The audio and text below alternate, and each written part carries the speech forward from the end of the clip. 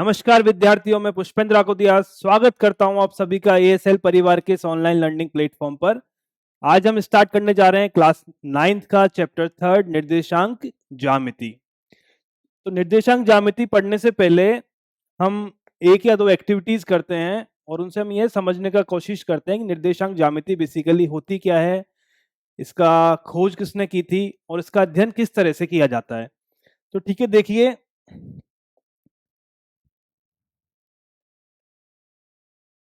हम एक यूँ बोल सकते हैं कि किसी कॉलोनी का या किसी आपका जो मोहल्ले है उसका एक रफ डायग्राम बनाएंगे और फिर हम पता लगाने की कोशिश करेंगे कि किसी भी घर का सही पता बताने के लिए, किसी भी घर का सही एड्रेस बताने के लिए हमें कितने पैरामीटर्स की जरूरत पड़ती है।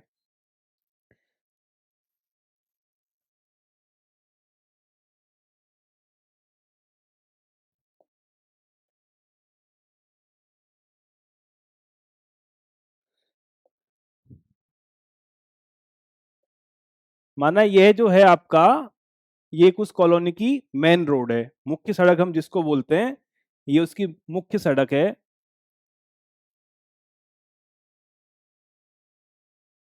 ठीक है, और इस मुख्य सड़क के दोनों तरफ और बाकी की साइड की रोड्स भी जा रही हैं।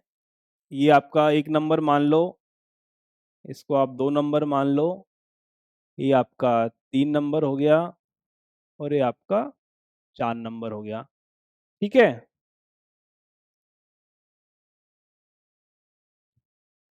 करेक्ट। ये आपका मुख्य मार्ग है, मुख्य सड़क है, इसके साथ की कनेक्टिंग रोड्स हैं। इसको हम बोल सकते हैं कि आपका मार्ग नंबर 1 है, ये आपका मार्ग 2 है, ये आपका मार्ग 3 है और ये आपका मार्ग 4 है। ये आपका मेन रोड हो गया और इसके कनेक्टिंग रोड्स हैं। इन सब के ऊपर लोगों के घर बने हुए हैं।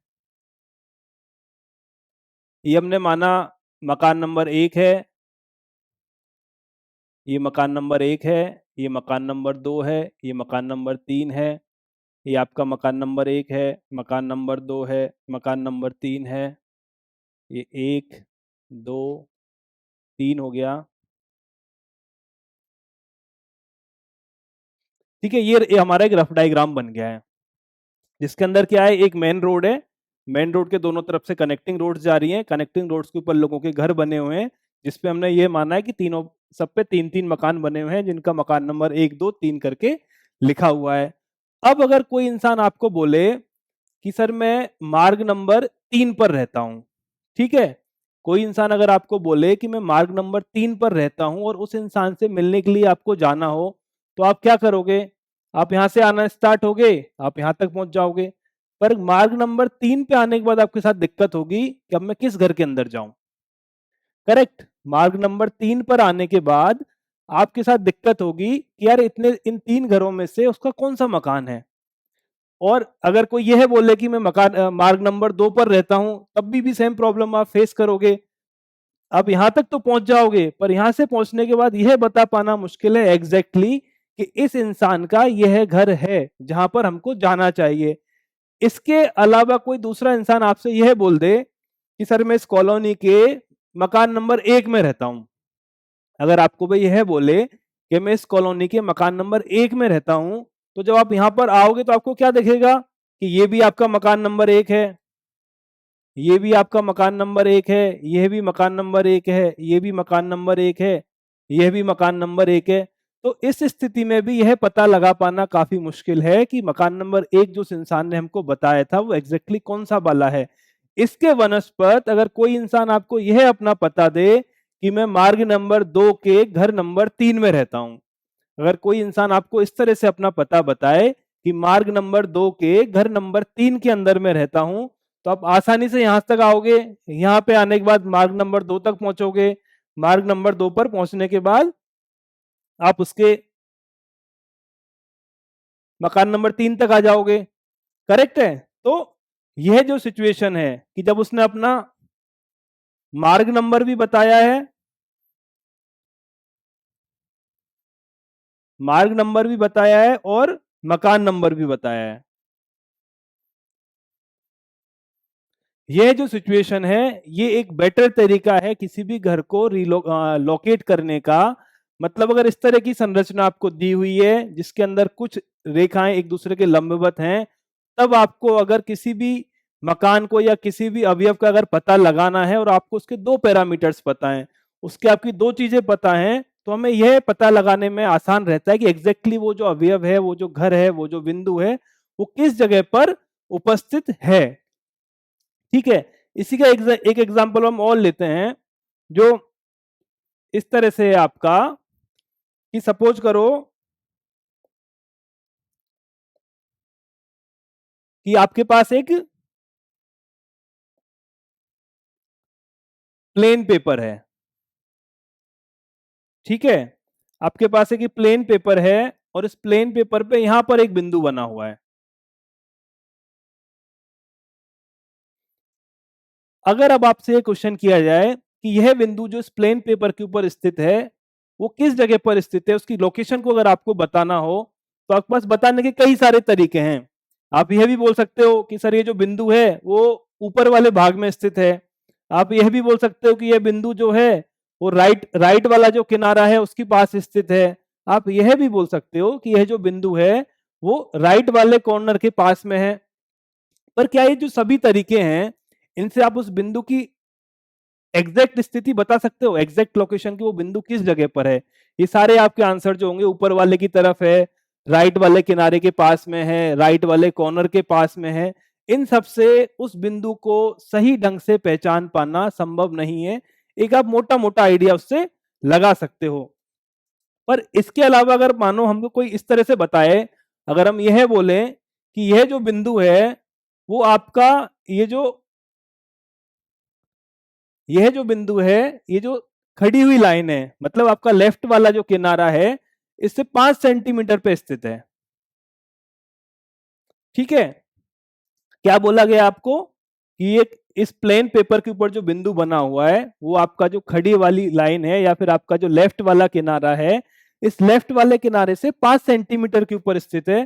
तो अब आप यह देख सकते हो कि यहां से 5 सेंटीमीटर पे होगा। पर क्या अभी भी हम उसकी एग्जैक्ट लोकेशन बता पा रहे हैं? अभी भी क्या हम उसकी एग्जैक्ट लोकेशन बता पा रहे हैं? कैसे?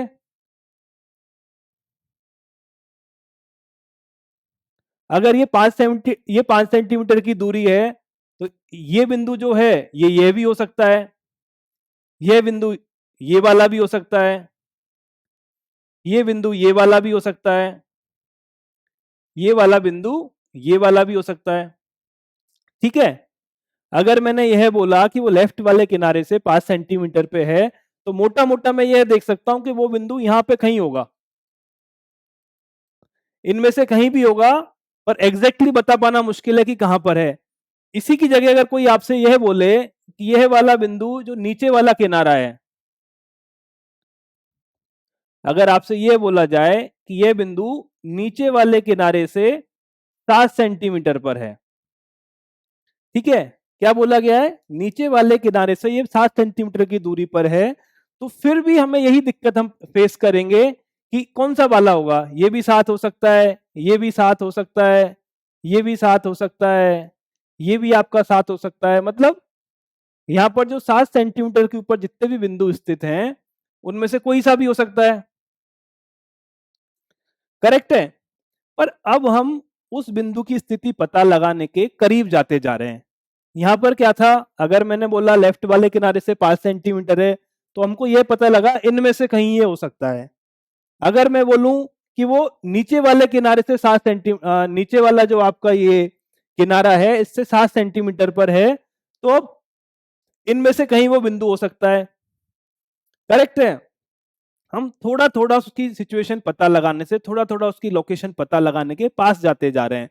अब अगर हम इन दोनों सिचुएशंस को मिला दें, इसको और इसको हम दोनों को मिला दें और मैं यह बोलूं कि वो लेफ्ट वाले किनारे से 5 सेंटीमीटर पे है और नीचे वाले किनारे से 7 सेंटीमीटर पर है। ठीक है, मैंने क्या बोला कि वो लेफ्ट वाले किनारे से तो 5 सेंटीमीटर पे है और नीचे वाले किनारे से 7 सेंटीमीटर पे है। अगर मैं इन दोनों चीजों को मिला देता हूं तो क्या अब मैं इस बिंदु की सही सही स्थिति बताने पे पोजीशन में हूं या नहीं हूं? स्टेटमेंट मेरा ध्यान से सुनिए। मैंने यह बोला है कि कागज पर लगने वाला यह बिंदु आपका जो नीचे वाला किनारा है उससे तो 7 सेंटीमीटर पे है। यहां से कितना है? 7 सेंटीमीटर पे है यहां से। और लेफ्ट वाले किनारे से 5 सेंटीमीटर पे है। ठीक है, लेफ्ट वाले किनारे से 5 सेंटीमीटर पे है। तो इस स्थिति में क्या मैं बिंदु की सही सही लोकेशन बताने में कामयाब हो पाया या नहीं हो पाया? क्या इस पेपर पे ऐसा कोई और बिंदु भी हो सकता है जो इस किनारे से 5 सेंटीमीटर और इस किनारे से 7 सेंटीमीटर हो? एक बार सोच के देखिए, क्या ऐसा कोई और भी बिंदु हो सकता है जो लेफ्ट वाले किनारे से 5 सेंटीमीटर पे हो, नीचे वाले किनारे से 7 सेंटीमीटर पे हो? सोचिए एक बार। तो क्या मिला कोई बिंदु आपको? अगर इन दोनों पोजीशंस को मैं मिला देता हूं तो मैं किसी बिंदु को एक अद्वितीय रूप से निरूपित कर सकता हूं। क्या होगा? यहां से चलना स्टार्ट हमने किया, यहां से हमने चलना स्टार्ट किया, मैं 5 सेंटीमीटर यहां पे आ गया। ये अब मेरा बिंदु इस लाइन पे कहीं भी हो सकता है। जब मैंने लेफ्ट वाले किनारे से चलना स्टार्ट किया और मैं 5 सेंटीमीटर यहां पे आया तो मेरा बिंदु इस लाइन पे कहीं पर भी हो सकता है। परंतु जैसे ही मैंने नीचे से 7 सेंटीमीटर चलना स्टार्ट किया, यहां से मैं चला 5 सेंटीमीटर आ गया, यहां से मैं चला 7 सेंटीमीटर आ गया, तो मैं कहीं यहां जाके फिक्स हो गया।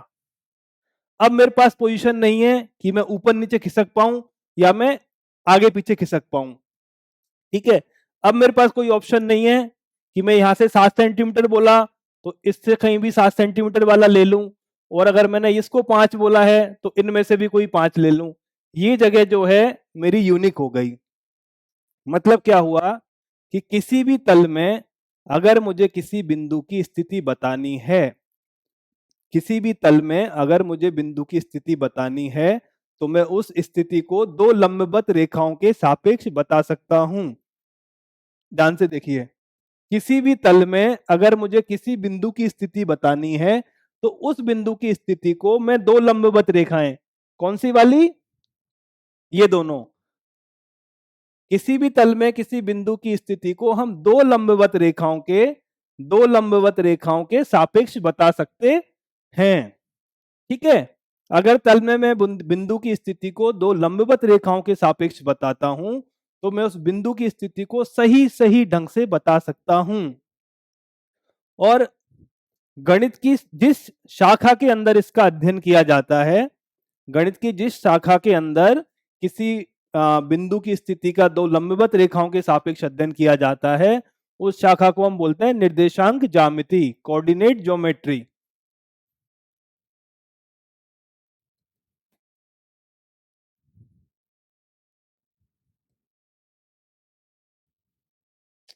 ठीक है, गणित की जिस शाखा के अंदर इसका अध्ययन किया जाता है उसको हम बोलते हैं निर्देशांक ज्यामिति, जो हमारे चैप्टर का नाम है। और यह जो पद्धति है, जिस पद्धति के अंदर किसी बिंदु की स्थिति को दो लंबवत रेखाओं के सापेक्ष अध्ययन किया जाता है, इस पद्धति का नाम है कार्तीय पद्धति।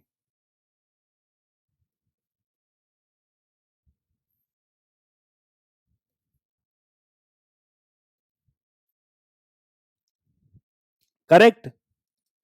तो गणित की जिस शाखा के अंदर हम इन सब का अध्ययन करते हैं उसको हम निर्देशांक ज्यामिति बोलते हैं।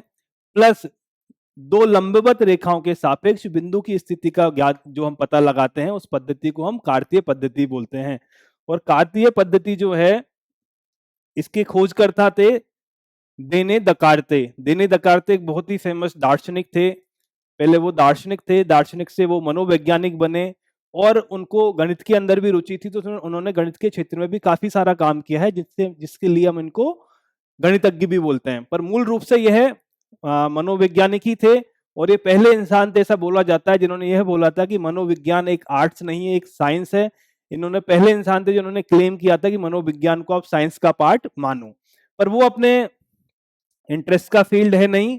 ये वो महान आपके गणितज्ञ थे जिन्होंने यह बोला था, जिन्होंने कार्तीय पद्धति की खोज की थी। और इनके बारे में बहुत ही फेमस वो भी है कि ऐसा बोला जाता है कि ये जब सुबह सुबह सो के उठते थे ना तो काफी देर तक बेड पे ही लेटे रहते थे। लोग समझते थे कि ये लोग आलसी हैं, और कोई भी अगर ऐसे सुनेगा कि कोई इंसान सुबह सुबह उठा है और वो बेड पे मस्त लेटा हुआ है तो हम क्या सोचेंगे यार बहुत बड़ा आलसी है। पर इनका यह मानना था कि मैं सुबह सुबह जागने के बाद जब बेड पे लेटा रहता हूं तो ये सबसे सही समय है मेरा चिंतन करने के लिए। यहाँ मैं सुबह लेटे लेटे बहुत अच्छे से चिंतन कर सकता हूँ, बहुत अच्छी अच्छी चीजें सोच सकता हूँ। और एक दिन ऐसे ही लेटे हुए इन्होंने कार्तीय पद्धति की खोज की थी। ये सुबह सुबह उठकर सोच रहे थे कि किसी भी तल पे किसी बिंदु को अद्वितीय रूप से कैसे निरूपित किया जा सकता है। और उस दिन इनको यह ख्याल आया कि अगर मैं दो लंबवत रेखाएं लेता हूं, जिनको उस जमाने में अपन अक्षांश देशांतर रेखाएं मानते थे, इनको यह ख्याल आया कि मैं दो लंबवत रेखाओं के सापेक्ष अगर किसी बिंदु की स्थिति को लेता हूं तो मैं उसे अद्वितीय रूप से निरूपित कर सकता हूं। और उस पद्धति को नाम दिया गया था कार्तीय पद्धति। और ये देने वाले अपने महान, आप दार्शनिक मान सकते हो, मनोवैज्ञानिक मान सकते हो, या फिर आप गणितज्ञ मान सकते हो। करेक्ट है। अब आपकी प्रश्नावली 3.1 के हम एक दो क्वेश्चंस करते हैं कि वो क्या बोलते हैं। आपका क्वेश्चन नंबर 1 है कि एक अन्य व्यक्ति को आप अपने अध्ययन मेज पर रखे टेबल लैंप की स्थिति किस तरह से बताएंगे।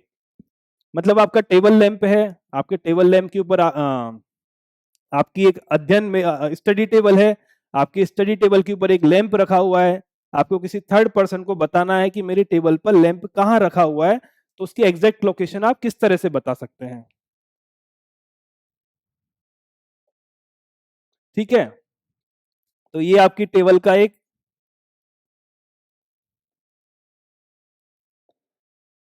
रफ डायग्राम अपन ले सकते हैं। ये आपकी एक टेबल है,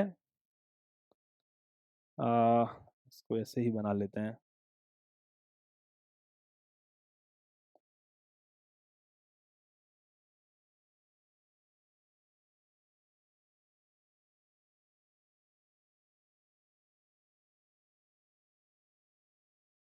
ठीक है, ये आपकी टेबल है। इस टेबल के ऊपर अगर यहाँ पे कोई लैंप रखा हुआ है आपका, और इस लैंप की स्थिति आपको बतानी है, तो आप किस तरह से बता सकते हो। वही आपका जो कार्तीय पद्धति है, जिसके अंदर हम दो लंबवत रेखाओं के सापेक्ष किसी बिंदु की स्थिति बताते हैं। तो सबसे पहले तो आपको टेबल लैंप को एक बिंदु मानना पड़ेगा।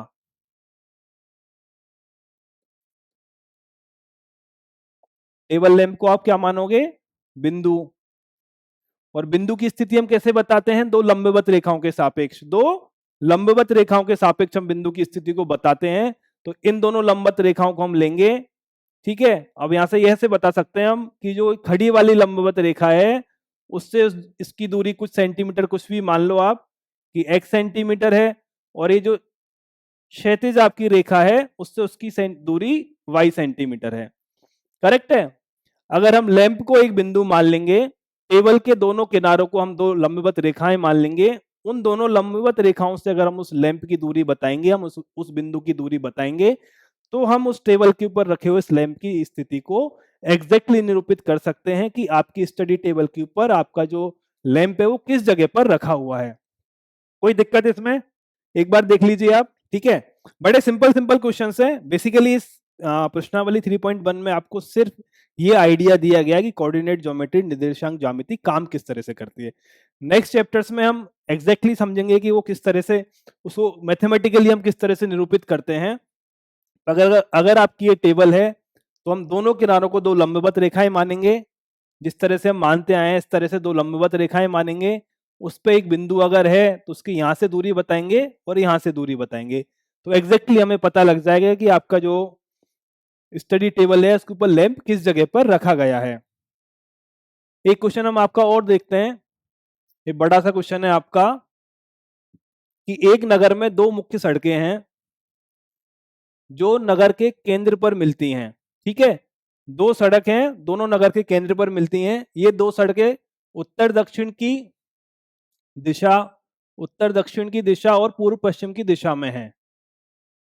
नगर की अन्य सभी सड़कें इन मुख्य सड़कों के समांतर परस्पर 200 मीटर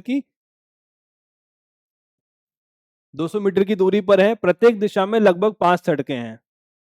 1 सेंटीमीटर को हम 200 मीटर का पैमाना लेकर अपनी नोटबुक में नगर का एक मॉडल बनाएंगे। ठीक है, तो इसमें जो बोला गया है वो यह बोला गया है कि एक नगर में दो मुख्य सड़कें हैं जो उत्तर से, अगर मैं इसको उत्तर मान लूं, ठीक है,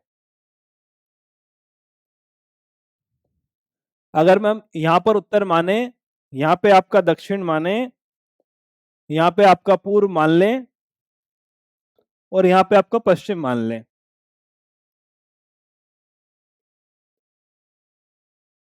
ठीक है, तो वो क्या बोलता है, उत्तर से दक्षिण में और पश्चिम से पूर्व में दो मुख्य सड़कें हैं जो एक दूसरे को काटती हैं, ठीक है। ये दो सड़क हमने बना ली, एक आपका रोड नंबर 1 ये हो गया और एक दूसरा रोड आपका कुछ इस तरह से हो गया, ठीक है।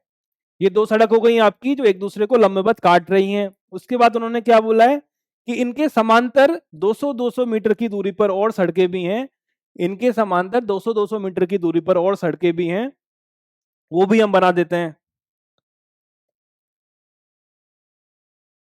एक सड़क आपकी ये हो गई,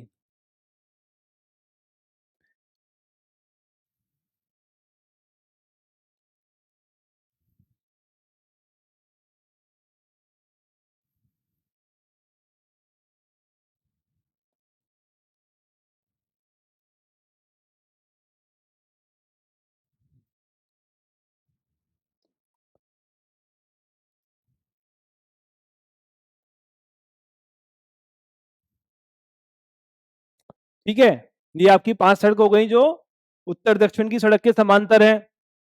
5 सड़क मैं और बना देता हूं जो आपका पश्चिम से पूर्व के समांतर है। ये एक हो गई आपका, ये आपकी 2 हो गई, ये आपकी 3 हो गई,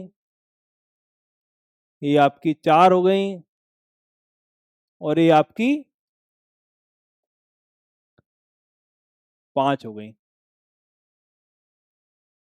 करेक्ट। अब क्या बोला गया है कि ये है 1 सेंटीमीटर को 200 सेंटीमीटर का पैमाना लेकर अपनी नोटबुक में नगर का एक मॉडल बनाइए, सड़क को एकल रेखा से निरूपित कीजिए। अपने मॉडल में एक दूसरे को काटती हुई अनेक क्रॉस स्ट्रीट चौराहे हो सकते हैं। उनका बोलने का मतलब है कि ये जो आपकी सड़कें हैं, ये जहां जहां पर एक दूसरे को काट रही है उनको हमने चौराहा बोला हुआ है। ये जो स्थिति है, ये आपका एक चौराहा है, ये आपका एक चौराहा है, ये एक आपका चौराहा है, ठीक है। ये सब जहां पे काट रही हैं वो आपके चौराहे हो सकते हैं।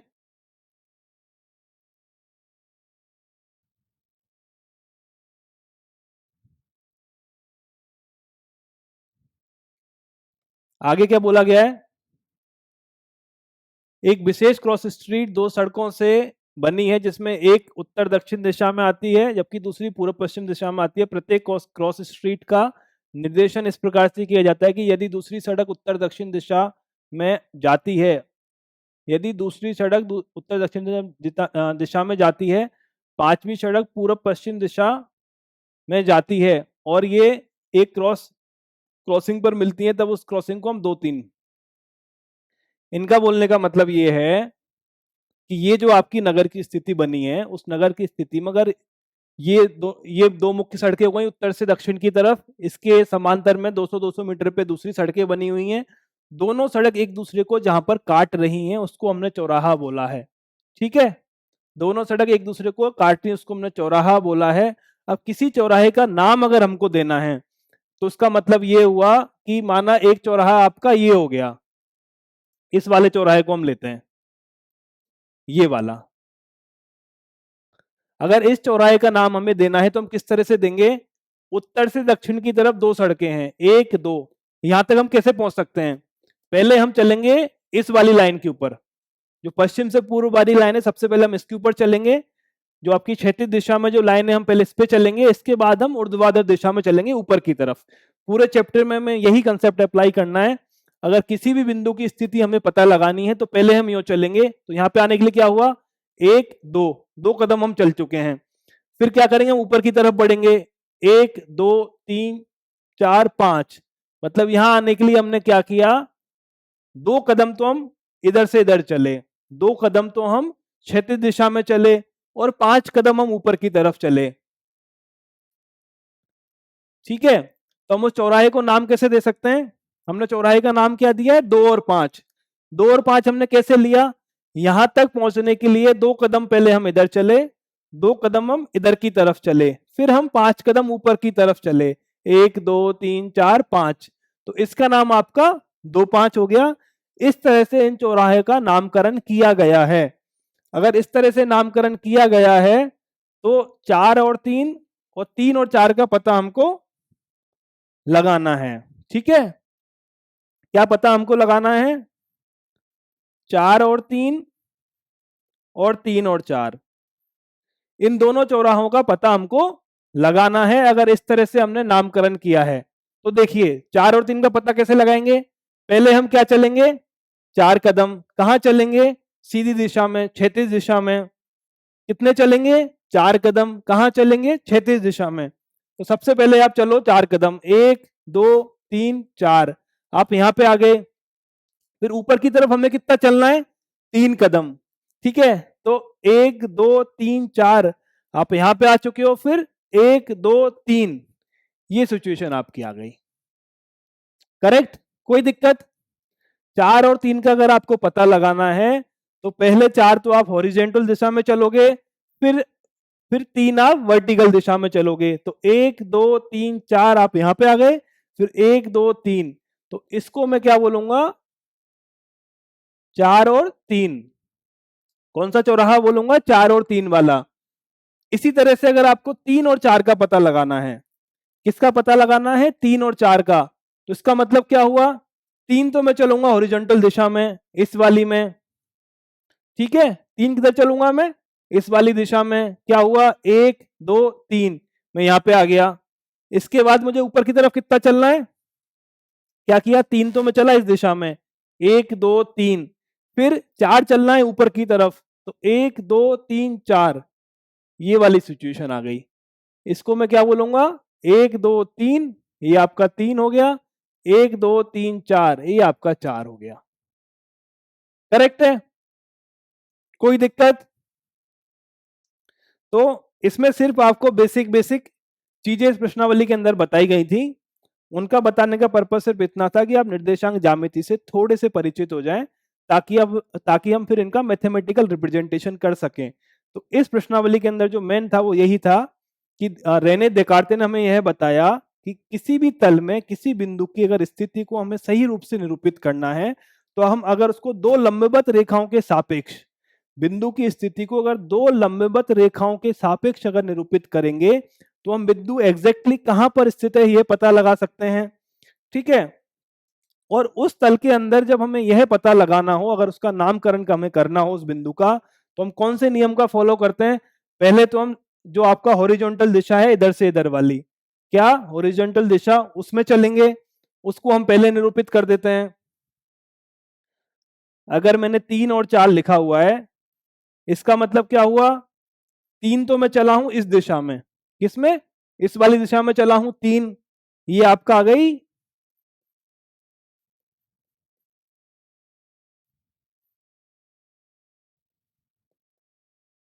और 4 कहां चला हूं? 3 कदम चलने के बाद 4 ऊपर की तरफ। और ये जो पॉइंट है आपका,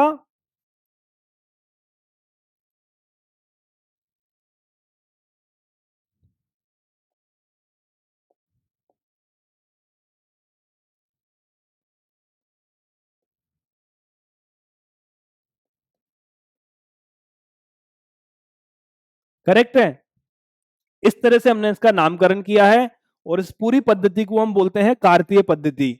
जब हम दो लंबवत रेखाओं के सापेक्ष किसी बिंदु का अध्ययन करते हैं तो उसको हम बोलते हैं कार्तीय पद्धति। और गणित की जिस शाखा के अंदर यह सब पढ़ा जाता है उसको हम बोलते हैं निर्देशांक ज्यामिति। ठीक है विद्यार्थियों, तो हमारा ये आज का लेक्चर यही था। फिर मिलते हैं नेक्स्ट क्लास में।